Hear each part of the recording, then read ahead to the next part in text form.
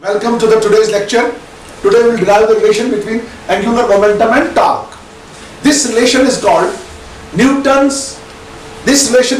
rotational equivalent of Newton's second law of motion. आज हम rotational motion में देखेंगे कि Newton's second law of motion जो होता है, what is the form of the Newton's second law of motion in rotational motion. See how. आप लोगों ने कल पढ़ा कि जो angular momentum L होता है, that is equal to cross product of position vector and momentum vector. आपको पता है जो L होता है वो होता है R क्रॉस P. जो angular momentum होता है वो होता है cross product of position vector and momentum vector. Let us call this equation as equation first. इस equation को हम नाम रखेंगे क्या? Equation first. अब हम क्या काम करेंगे? Let us differentiate equation first with respect to time t. इस equation first को हम differentiate करेंगे with respect to time. ये बनेगा dl by dt is equal to d by dt of r cross p. d by dt of r cross p. मैंने equation first को differentiate किया with respect to time. ये बना dl by dt is equal to d by dt of r cross p. देखो बच्चों, अगर हमें ऐसे होगा d by dt of uv, product rule of differentiation. Product rule of differentiation क्या कहता है? Product rule of differentiation. यहां पर हमारे पास दो वेरिएबल्स हैं और उन दो वेरिएबल्स का प्रोडक्ट है ना, u इंटू v. हमें इनको डिफरेंशिएट करना है. देखो हम कैसे लिखेंगे. पहले क्या करते हैं, हम u को ऐसे ही रखते हैं, u as it is रखते हैं. डिफरेंशिएशन ऑफ v यानी dv by dt. ये रूल है, u as it is, differentiation of v plus differentiation of u v as it is plus du by dt into v as it is. क्या करते हैं? First function as it is, first variable as it is, differentiation of second variable, उसके बाद second variable as it is, differentiation of first variable. इसी तरह यहां पर भी दो वेरिएबल्स है, r और p है. यही रूल लगाएंगे. r as it is, differentiation किसकी करेंगे? p की. उसके बाद p as r as it is, differentiation किसकी करेंगे? पहले ना r as it is, differentiation किसकी करेंगे? p की. उसके बाद plus p as it is, differentiation किसकी करेंगे? r. ये बनेगा dl by dt is equal to r as it is, vector r as it is, cross dp by dt, r as it is, differentiation of p, dp by dt, plus dr by dt यानी r की differentiation cross p as it is. देखो बच्चों, मैंने क्या किया? r as it is, differentiation of p, dp by dt, then differentiation of r while p as it. इसको हम रखेंगे equation number second. Now as पर Newton's second law of motion, as per Newton's second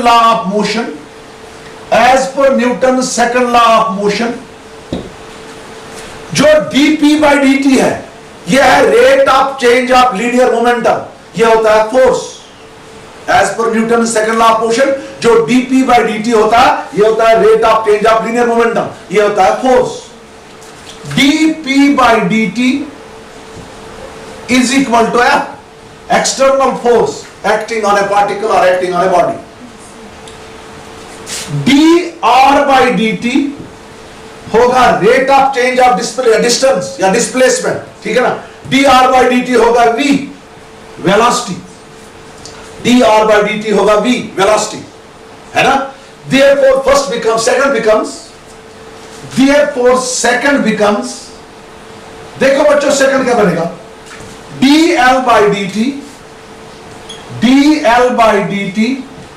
is equal to R cross D by D D T बदले क्या लिखेंगे? F. This is R cross F plus जो D R by D T उसके बदले क्या लिखेंगे? We. ये है वी क्रॉस पी. इसको रखेंगे नाम equation number 3. Simply D L by D T निकला आर क्रॉस एफ, है ना, क्योंकि DP by D T F है, न्यूटन सेकंड लॉ, और D R by D T है वी. ये है V cross P. What is P? Linear momentum. हमें पता है आर क्रॉस एफ होता है टाउ, है ना, बट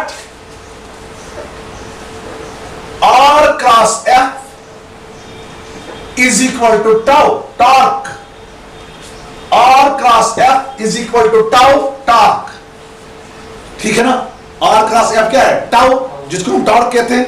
और P जो है, P ये है product of mass and velocity, m into V. P जो है ये है m इंटू वी.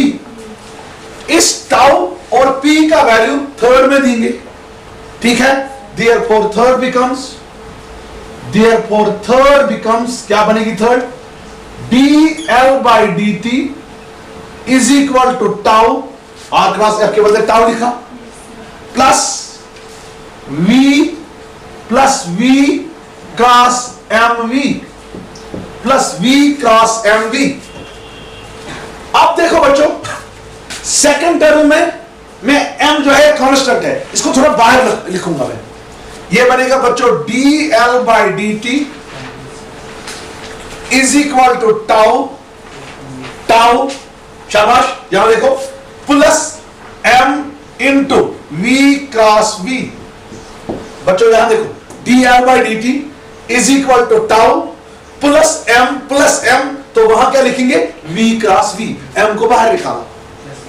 आपको पता है cross product of two equal vectors is always equal to 0.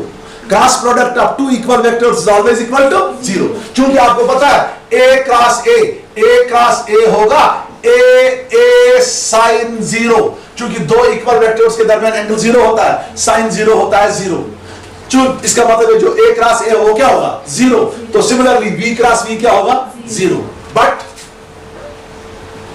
v cross v is equal to 0. क्यों? ये दो इक्वल वेक्टर्स है, दो इक्वल वेक्टर्स का जो क्रॉस प्रोडक्ट होता है वो होता है 0. देयरफॉर हमें निकलेगा dl by D T is equal to tau plus 0. Tau plus 0. और हमें ऐसे निकलेगा, क्या निकलेगा? हमें ऐसे निकलेगा vector tau is equal to D L by D T. Vector tau is equal to D L by D T. Vector tau is equal to D L by D T. This is the required relation between torque and angular momentum. Required relation between torque and angular momentum. देखो ये क्या बताती है relation? जो torque है, the torque acting on a body is equal to rate of change of angular momentum.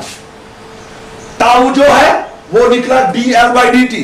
D L by D T होगा rate of change of angular momentum. जो torque होता है, torque acting on a body is always equal to rate of change of angular momentum of a body. अब यहां देखो linear motion में force जो होता है वो होता है rate of change of linear momentum of a body.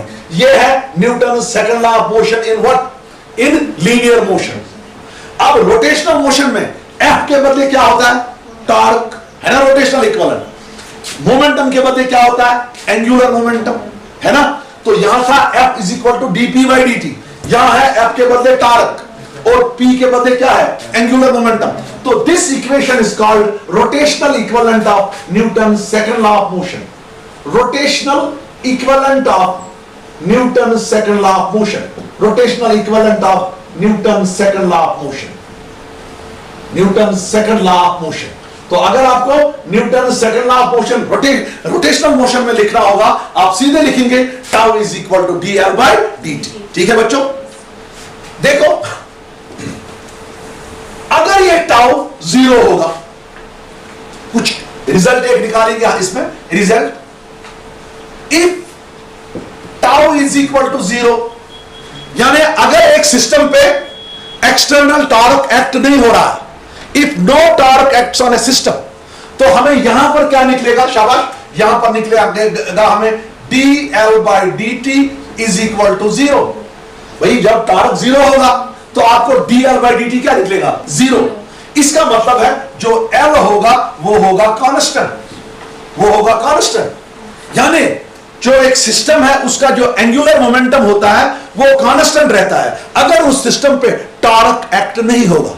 If no torque acts on a system then the angular momentum of a system always remains constant. ये लॉ जो यहां बन गया इसको हम कहते हैं law of conservation of angular momentum. Law of conservation of angular momentum यहां बताता है if no external torque acts on a system then the angular momentum of a system remains conserved. Angular momentum of a system remains conserved.